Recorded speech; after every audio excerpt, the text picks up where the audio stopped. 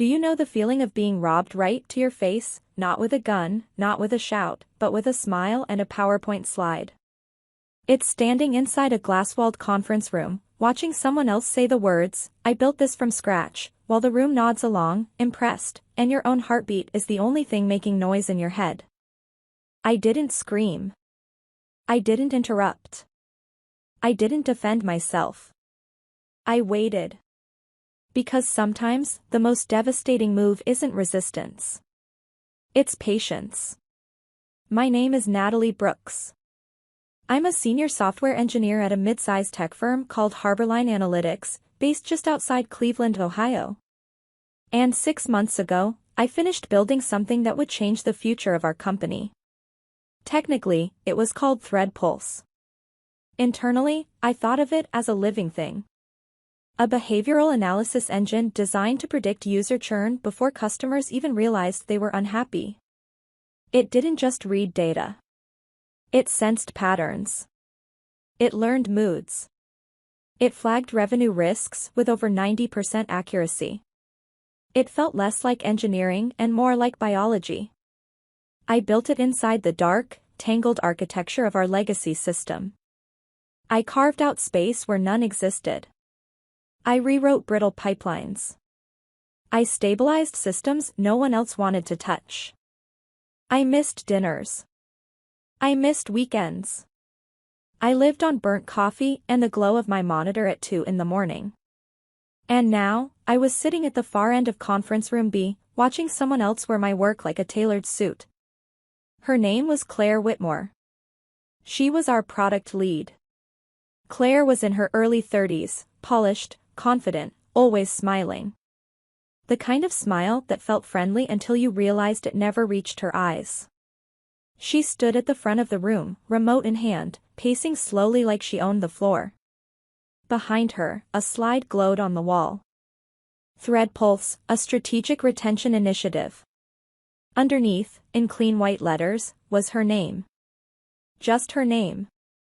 The concept I developed, Claire said smoothly, using her hands like she was shaping invisible clay, focuses on proactive empathy. We're no longer reacting to churn. We're anticipating it. ThreadPulse intercepts the user journey at critical friction points. I folded my hands in my lap and squeezed my thumb hard enough for the nail to turn white. Claire thought Python was a type of snake. 2 months earlier, she'd opened a Jira ticket because she couldn't find the send button. She had once asked me if SQL was basically Excel but louder.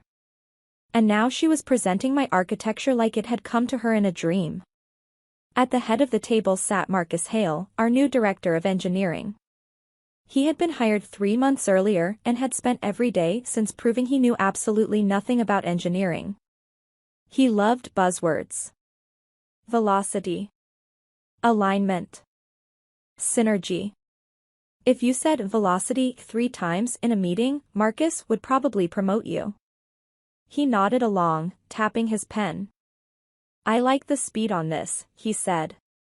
This aligns perfectly with our quarterly OKRs. Very agile. Exactly, Claire said, smiling wider. She clicked to the next slide. It was the system architecture. My system architecture. The one I had drawn on a whiteboard 3 weeks earlier. Claire had taken a photo of it with her phone, saying she wanted to understand the flow. Now it was digitized, recolored, and labeled as her proprietary workflow. I wanted to create a loop, she explained, pointing at the database node. A seamless integration of data and intent. It was a heavy lift conceptually, but the strategy really pays off. I waited.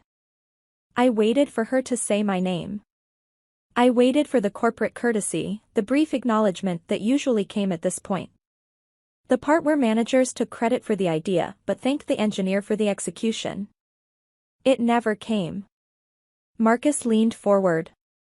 So who's building this? He asked. Do we have the resources? Claire didn't hesitate. It's already built, she said. I had Natalie handle the execution. She's great at following specifications. Ideally, we move her into maintenance now so I can focus on phase 2. Execution.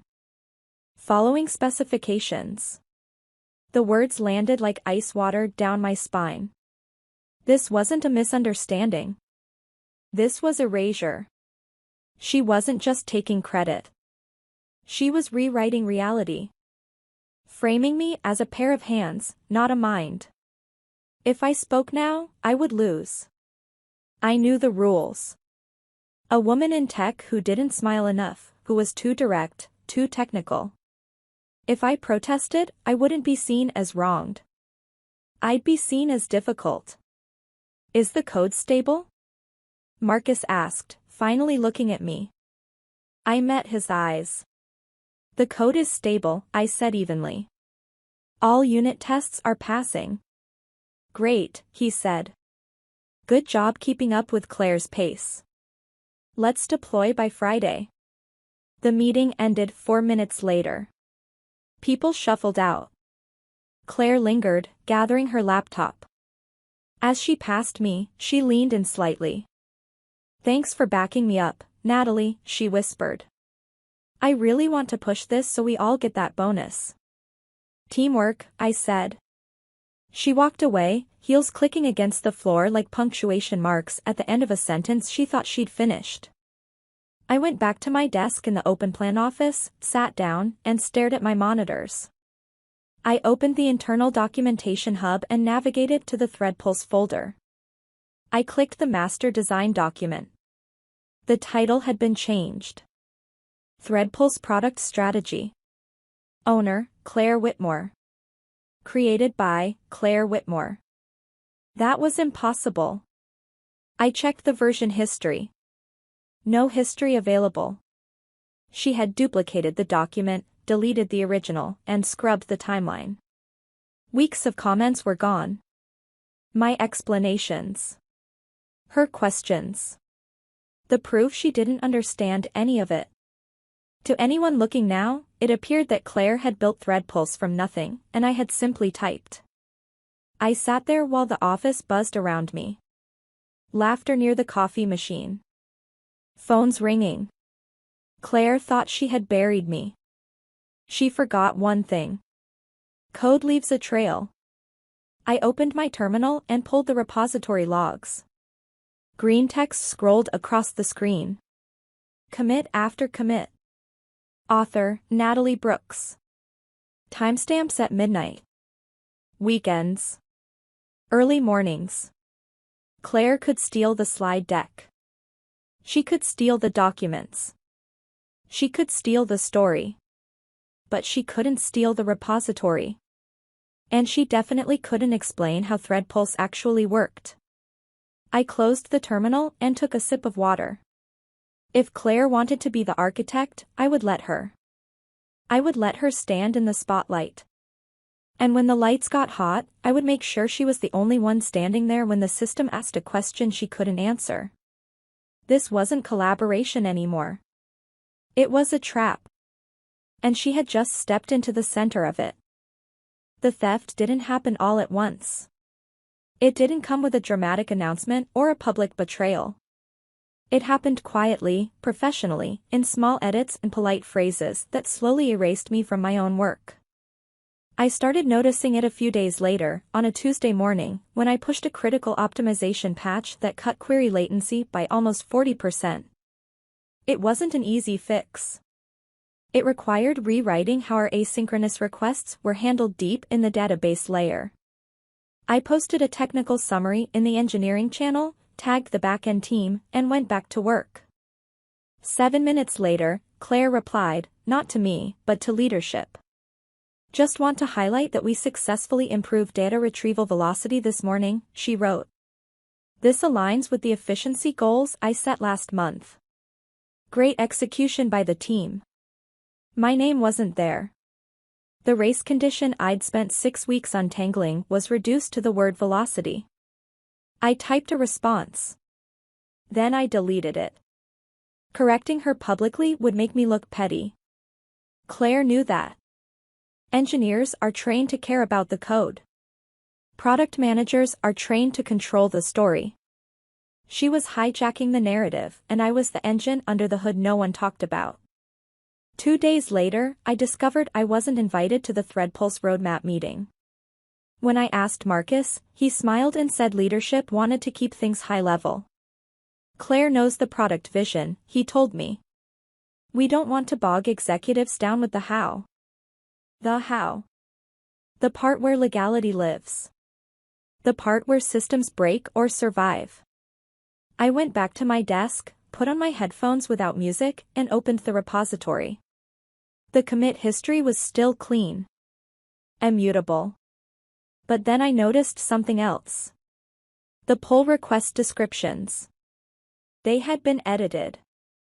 My original technical explanations were rewritten to say things like, implemented per Claire's architectural direction, and refactored based on product strategy. She couldn't change the code, but she was rewriting the reason the code existed. She was planting flags in the past. That was the moment I stopped being a coworker and became an investigator. I created an encrypted folder on my local machine and started collecting evidence. Screenshots of edited pull requests. Cached copies of the originals. Slack messages where Claire asked basic, technical questions. Emails where she suggested replacing Natalie developed with the team delivered for Unity. Unity was her favorite word for theft. I built a timeline. When I designed the architecture. When she asked me to explain it. When she presented it as her own. It was systematic. Careful. Almost impressive. Then I found the real reason she needed control. Our company had an innovation credit program. Register an initiative, get a bonus, get fast-tracked for promotion. I searched the database. One result. ThreadPulse behavioral engine. Status approved. Primary innovation owner, Claire Whitmore. Contribution level, sole inventor. There was a $10,000 payout attached to that designation, and a permanent mark in her HR file. She hadn't just stolen credit. She'd stolen money. She'd registered it weeks ago while I was debugging security issues. I took a screenshot and added it to the folder. I didn't confront her. Confrontation gives people a chance to prepare. I preferred gravity. The investor demo was scheduled for the following week. $30 million. The kind of money that turns managers into executives overnight. Claire was leading the presentation.